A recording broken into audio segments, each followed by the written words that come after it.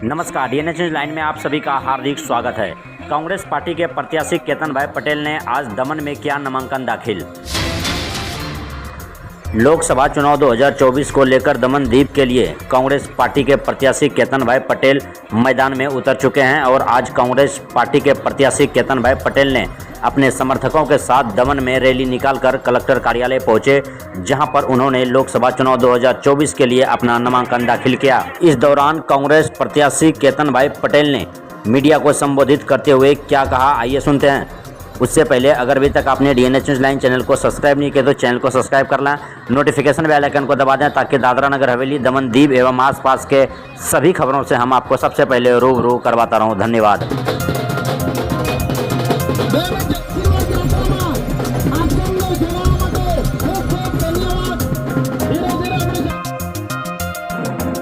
સૌપ્રથમ તો તમારા માધ્યમથી દમણ દીવવાસીઓનો આભાર વ્યક્ત કરું અને ખાસ કરી બહેનોનો ઘણી સંખ્યા મોટી સંખ્યામાં જેઓ આજે હાજર હતા અને ગામે ગામેથી આવ્યા હતા અને સ્વયંભૂ આવ્યા હતા। મેં કોઈને બોલાવવા માંગતો નહીં હતો કે જે રીતે ભયનો માહોલ પેદા કર્યો છે તો હું બી ચાહતો નથી કે કોઈને પ્રોબ્લેમ થાય એટલે કોઈને બોલાવ્યા નહીં હતા, પણ સ્વયંભૂ જે રીતે આવ્યા એ જોઈને મને એવું લાગ્યું કે ખરેખર દિલથી આવ્યા છે અને કોંગ્રેસ પાર્ટીની જીત નિશ્ચિત છે।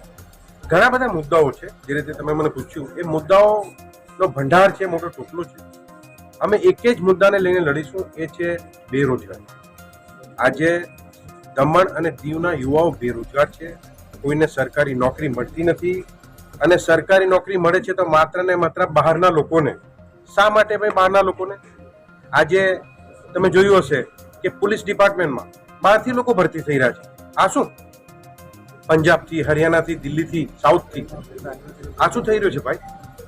સી અને ડી ગ્રુપમાં આવે છે, બીમાં આ લોકો માત્ર ને માત્ર દમણના જ લોકોને અહીંયા ભરતી થવું જોઈએ। કોઈ બી વેકેન્સી આવે તો વેકેન્સીમાં દમણના લોકો ભરતી થાય, પણ શા માટે હમણાં નથી થતા? કારણ કે સી અને ડી ગ્રુપ જે ડોમિસાઇલ હતું એને આ લોકોએ કાઢી નાખ્યું અને ઓપન ઇન્ટરવ્યૂ કરી નાખ્યું। તો ડોમિસાઇલ લાવવામાં અમે બહુ મહેનત કરી હતી અને આ કોંગ્રેસ પાર્ટીનું દેન હતું।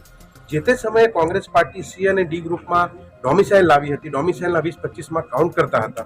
જે તે સમયે માત્ર ફક્ત આપણા દમણ દીવનો જ યુવા અને આપણી બહેનો અહીંયા ભરતી થતા હતા, પણ હવે બહારના લોકો થઈ રહ્યા છે।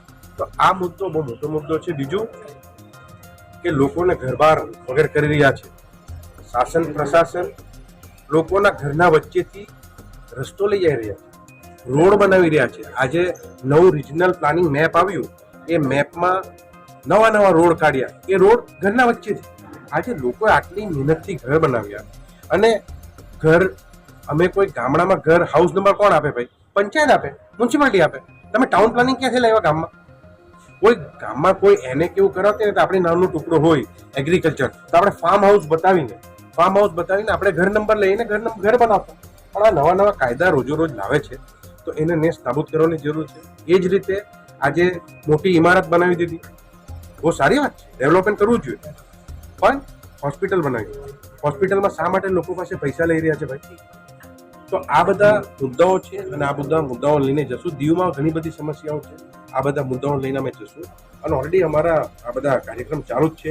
બીજું, Congress party, Indian National Congress પાર્ટીએ ઘણા બધા મુદ્દાઓ લીધા છે, ઘણી બધી યોજનાઓ લીધી છે, જેમ કે બહેનોને હર વર્ષે 1 લાખ રૂપિયા આપીશું અને આજે 1 લાખ રૂપિયા આપીશું, અમે બોલીએ એ કરીએ। કર્ણાટકમાં અમારી સરકાર કે તેલંગાણામાં તમે જોઈ શકો, ત્યાં ઓલરેડી અમે ચાલુ કરી દીધું।